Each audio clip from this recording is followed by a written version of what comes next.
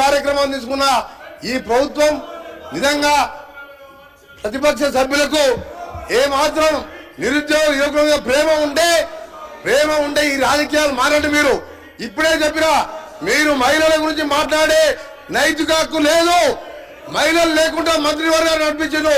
ఈ బిల్లుకు మనసు పూర్తిగా సహకరించాలని ఈ కార్యక్రమంలో సక్సెస్ చేస్తూ హైదరాబాద్ ని ప్రపంచ పటంలో ఇంకా ఇండస్ట్రీస్ వచ్చే విధంగా మా ప్రభుత్వం ఉచ్చల దగ్గర ఒక నూతన సిటీ ఏర్పాటు చేస్తున్నాం.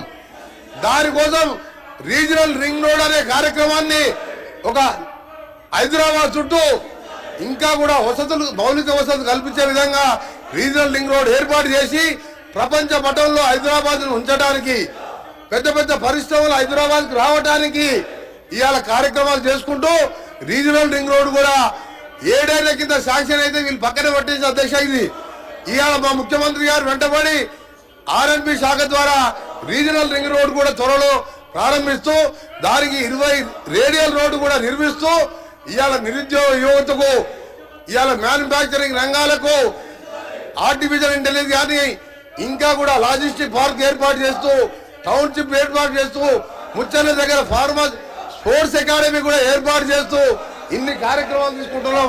ఈ స్కిల్ యూనివర్సిటీ బిల్లుకు ఇక ముందు రాజకీయాలు పక్కన పెట్టి అందరూ కూడా చర్చలో పాల్గొని ఈ కార్యక్రమాన్ని సక్సెస్ చేయాలని మరొకసారి ఎప్పుడైనా గతంలో నాయకు ఉండే అధ్యక్షగా అక్కడ ఆర్ఎండ్బి మినిస్టర్ గారు కానీ అప్పుడున్న ముఖ్యమంత్రి కేసీఆర్ గారు ఎప్పుడు కూడా నాయక్ ఆఫీస్కి వెళ్ళలే.